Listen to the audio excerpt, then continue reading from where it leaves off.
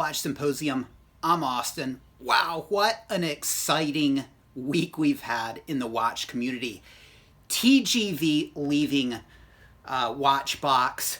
Zain wrecking havoc on Archie's mental state. And then Archie and Mark going after Paul Thorpe and him reacting. Man, I mean, I gotta say, I love that I had so much fun. And look, it's the drama, and I love watches, and I love watch people, and I love a little bit of drama at times. Now, let's just go through some of these, and then we'll get to the real point of this video. All right, so TGV leaving WatchBox. Now, back when I went to Thailand, the word on the street from a certain watch guy that I met up with in Thailand was that the writing was on the wall for TGV, and that at that point in time, it had already been decided he was out. It had to do with the plagiarism, all right? And apparently, and this just comes by way of my friend who I met in Thailand, who wanted to remain anonymous. I don't know if I'm quite upholding that, but the word was that Tim Mosso refused to appear on camera with TGV anymore after that. And so they were waiting out the contract, apparently, and so it wasn't a complete surprise when they did go their separate ways. All right. The Zain thing, well, yeah, what can we say about that? Don't collect watches for anybody other than yourself. And if somebody can make you question your own watches and watch purchases and what you like, got to ask yourself if you really like them. Nobody should have that kind of influence. So the fact that Zain was able to work his magic on Archie was kind of strange. But here's the thing. Zain likes more modern Pateks. And it's almost like, if I can relate it to Rolex, somebody crapping on pre-ceramic subs and GMTs and saying the Sky Dweller is really where it's at, and the only place it's at when it comes to Rolex. It's to discount what put Rolex on the map or what put Patek on the map is really missing the point. Now, I kind of think Zain knows that, but he knew exactly what to say to get Archie the way he was.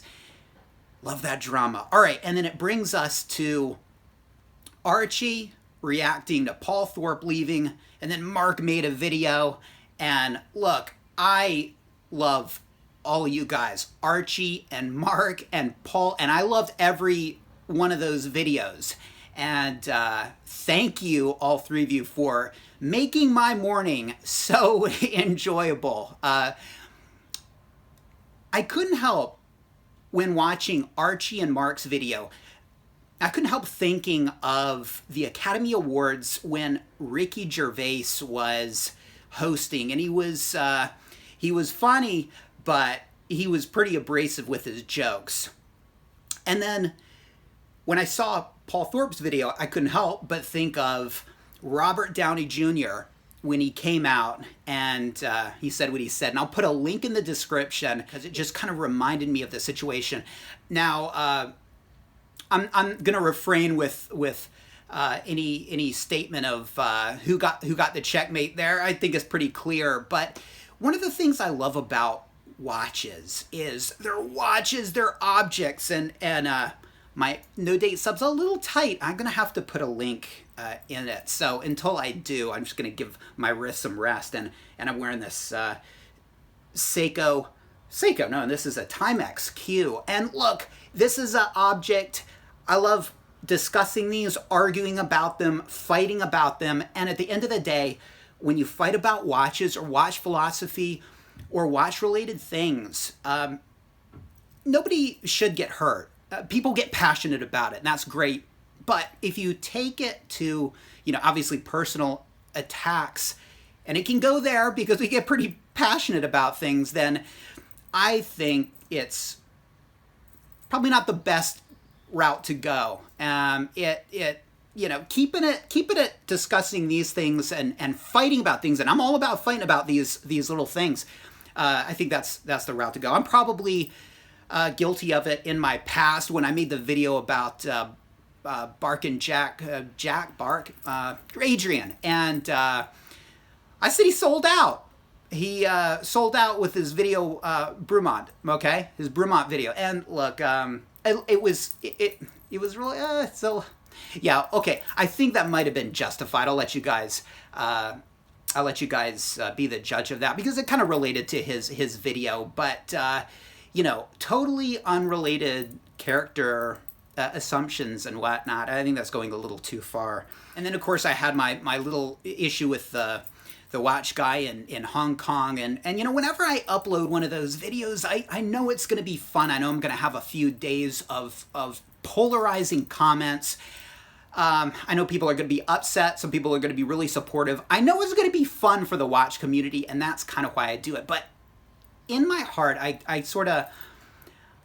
know that maybe not being such a nice guy when I do it. And so that's something to keep in mind. And again, when you focus on these and you fight about these things, nobody should get hurt. And if they do, it's because they're pansies. So I just wanted to say that. Now, this video is a paid video for Tanzil. I seldom make videos on credit, but this is one. He has stated that he would pay me $50 to make a video about why Archie should join WatchBox. Why WatchBox should and would want Archie. Let me just put on this Quartz Timex Q. They came out with some new colors, by the way. I think this is the best one. Sort of a green and black bezeled version and a white dial version. So be sure to check that out if you're interested in Timex Qs. But anyway, should WatchBox hire Archie? And no, that wasn't the video. The video he commissioned was why WatchBox should. And that puts me sort of in a bit of a pickle, because then I have to first ask myself if they really should. Think of my video from yesterday.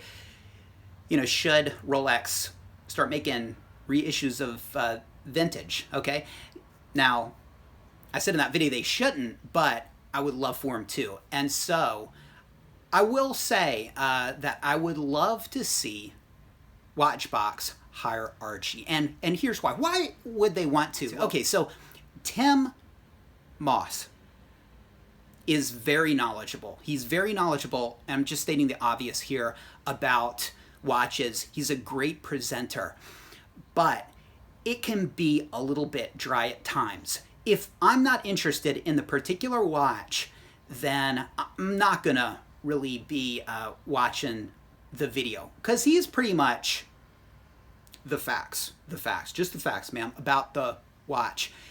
A little bit of a prediction on perhaps the collectability or desirability of the watch in the future, but he really acts as a mouthpiece for these watches in explaining them. So it can get a little bit dry. Now, why do I watch Archie? Why do I like Archie? Well, do I learn a lot from Archie? When it comes to Rolex, and that's what I like, these days, not a lot. He's gotten into Patek, and actually I've sort of absorbed some Patek knowledge. So I am kind of bits and pieces learning a little bit about Patek, and that's great. That's a bonus. But I watch Archie because I love the guy. He is really entertaining, funny, it's exciting. It's a whole community with the cardinal characters and everything, and it's the entertainment. The entertainment is why we go.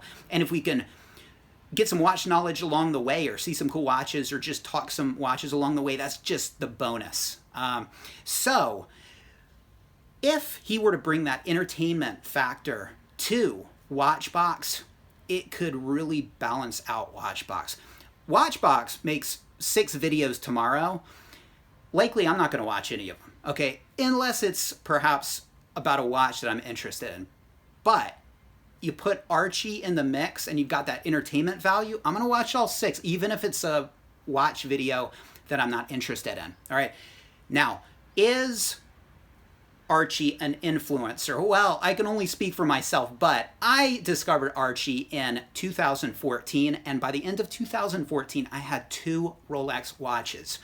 Since then, I've spent more money on watches. So to say that Archie didn't influence me would be a gross understatement. I've spent thousands of dollars, and it's probably Archie's influence, and perhaps he's to blame. It's an addiction. Do you ever thank a person for an addiction? Probably not. But he allowed me to see the beauty of good watches and the draw of a good quality watch. And he can do that. He's an influencer for sure. So he probably should be considered. He really should. Okay. Now, is he going to turn off customers? Look, WatchBox is in the it's in the market to sell watches. Let's just be real about it. And that's part of why I think it's so boring. It's a bit like QVC for watches. Yeah, you get a lot of knowledge, but again, it can be a little dry at times, all right? But here's what I'm saying. Could he turn people off enough that sales drop? No, because the watches sell themselves. Look, I don't care if it's TGV himself that's selling a box and papers, unpolished, pre-ceramic Rolex. I mean, if I want the piece, I'm going to get the piece. I'd much rather give my money to somebody else who I like, but if he's got the piece I want the piece. And so the key is to get the people seeing the watches and asking themselves, do I want that piece? And Archie's certainly going to bring me to watch the content, and his viewers are definitely going to want to see the interaction between he and Tommaso. On the Archie WhatsApp group, someone shared a conversation with a woman named Amanda, all right, and brought up Archie Luxury as a potential person that WatchBox would want to work with. And you get the frustratingly dismissive LOLs. I couldn't help but think of when President Obama was taking questions from an audience, and the questions that were decided were voted upon. And one of the questions that got the most votes was about legalization, okay? Legalization of marijuana. And you know what he did? He did the old LOL. Laugh out loud. I think we'll talk about something serious today. And he totally just sidestepped it. People are serious about this, okay? About that. And they're serious about Archie coming on. I mean, I got the gist that Amanda's afraid it's not going to work out and it's going to be her ass. But look, I wouldn't dismiss it. I would seriously consider it. And so what exactly WatchBox would want to do is sort of up to them, but I think they at the very least, owe their viewers and Archie's viewers a chance to see them come together for maybe an audition or 2 or whatever. See if the chemistry works between Maso and Archie. Maybe it doesn't. Maybe it wouldn't. But man, if it did, it could be firecrackers, all right? And it could be something great. And to not at least give it a shot, that's a pretty wuss move, all right? So WatchBox, so Brian Govberg, you should give it a shot. See if your viewers like it. It could work out. And if it doesn't, then at least you tried. And I tell you what, I would respect you greatly for trying, but not trying, not even entertaining the idea and pulling the dismissive LOL. We're more serious than that. It kind of makes you seem like a stuck-up corporate, all about the money, dry. We're not into having entertainment. We're just into doing this QVC watch BS, okay?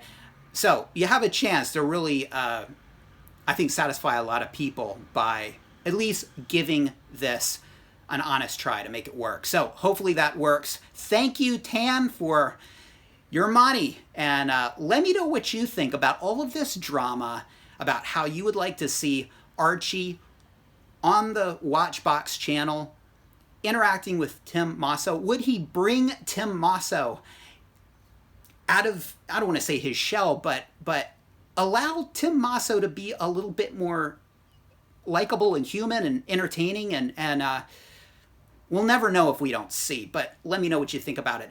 Thanks for watching. Take care. See you next time.